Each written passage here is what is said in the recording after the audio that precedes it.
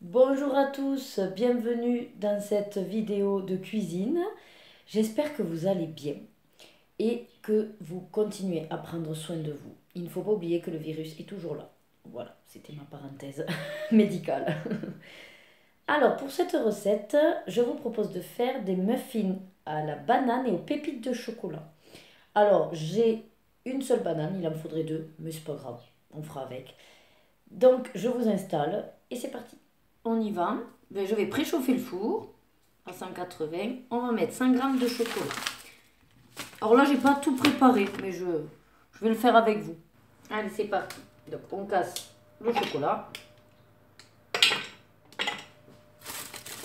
Alors, vous prenez, comme ils disent, chocolat au lait ou chocolat noir. Ou alors, vous pouvez sauter cette étape si vous avez directement des pépites de chocolat. Ça, c'est possible aussi, puisqu'en fait, on va les introduire à la fin. Et il y a marqué au niveau des conseils que ce que vous pouvez faire également, c'est utiliser par exemple du vieux chocolat qui vous resterait de Pâques pour faire vos pépites.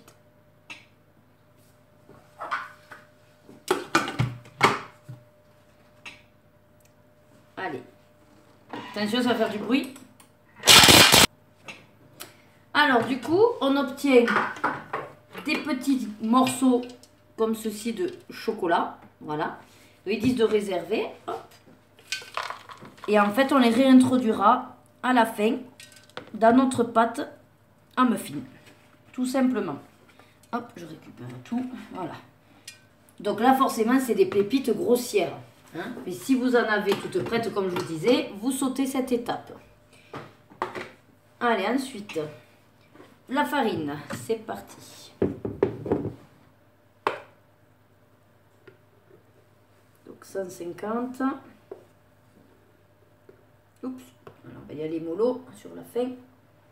Vous savez qu'en pâtisserie, il faut plus ou moins quand même être exact sur les quantités. Sinon, on obtient un résultat totalement différent. Une pâte différente et ça peut facilement rater. Le seul ingrédient, donc au niveau levure, je prends celle-là. Le seul ingrédient, on va dire, que je me permets de baisser fortement, c'est l'apport en sucre et la quantité de sucre. Hop. Du beurre. Alors moi, j'ai du beurre comme ça, qui est un peu dur pour tartiner. Et vu que j'en ai pas d'autres pour cuisiner, ça fonctionnera. Hop, j'ai coupé des morceaux, j'espère... j'ai fait au pif, je suis pas si mal. Là, c'est pareil, sur le beurre, bon, ben, je mets la quantité. J'ai pas envie de foirer ma pâte, on va dire. Et ben, ça me met, dis donc. Allez, là. Et encore un peu. Allez, encore un peu.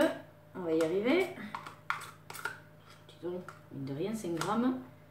On est bon. Les œufs, alors, je les ai, comme à mon habitude, déjà préparés parce qu'au cas où qu'il y en ait un de...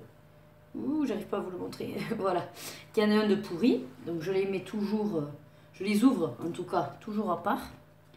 Ça, c'est mon astuce. Pour éviter aussi d'avoir des coquilles dans notre préparation. Alors, c'est là où le sucre... Alors, je vais commencer par un sachet de sucre vanillé. Comme ça, en plus, ça apporte du goût. Et après, en général, je fais moitié de ce qu'ils disent. Donc, je prends mon sachet de sucre et je vais faire moitié. Je vais mettre que 50 grammes. Et je pense que ça suffira largement. Allez, parfait. Tac. Alors, les bananes, ben, du coup, j'en ai qu'une. Donc, on va faire avec la seule que j'ai. Voilà. J'espère qu'elle n'est pas trop mûre parce que pour le coup, non, ça va. Elle est pas mal. Bon, ils disent couper en 4 et je vais la mettre... Oh, elle est quand même un peu abîmée. Je vais enlever les parties. Oui, elle était un peu limite. Mon mari adore les bananes, mais c'est vrai que il est un peu le seul à la manger. Oui, toi aussi, t'aimes les bananes. Et du coup, comme il est un peu le seul à manger... Voilà. Bon, je fais en rondelle, ça ira très bien. Hop, voilà. C'est mis. La pincée de sel. Alors, comme là, j'ai mis plein de trucs, il n'y a pas de souci pour la levure, mais sinon vous savez que voilà, le sel ne doit pas toucher la levure. Donc en général, je la mets de l'autre côté de là où j'ai mis la levure. Allez, on va mixer tout ça, je suppose. Hop, on fait mélanger. C'est parti. Alors, voyons le résultat. Bon, mais ça a fait une pâte à... Une pâte pâteuse, comme on dit là. Voilà. Bon, ça c'est la banane, je suppose. Alors, on va racler. Voilà, comme on peut. Voilà, il me faut le couteau. Comme ça, je fais descendre La banane. la pâte. Mais ça ressemble pas à la même couleur de la banane. Et oui, parce que la banane, elle est blanche. Ben oui. Et que là, on n'a pas encore mis le chocolat. Ouais. Tu vas aimer ces muffins à la banane. Comme ça vous fera manger des fruits. Calme. J'adore les bananes. D'accord. Rebecca n'aime pas les bananes. Et ouais. Allez, maintenant on ajoute donc les pépites de chocolat qu'on a réservées tout à l'heure. Hop, voilà. Sûrement qu'on va remettre un petit coup, voilà, de mélange. Et après, il n'y aura plus qu'à les disposer, je pense, dans le moule. Allez. Donc, comme je vous disais, maintenant, il n'y aura plus qu'à les transvaser dans les moules et enfourner 20 minutes. Alors, le truc, c'est que j'ai que 6 moules. J'espère que j'aurai assez de... Ouais, que je n'aurai pas trop de pâte pour les 6 moules. Alors, je vous montre, voilà, le résultat. Je vais mettre sans vous dans les moules. Et comme ça, après, je vous montre les moules remplis. Ce sera plus simple. Et voilà. Donc, un moule de 6 muffins.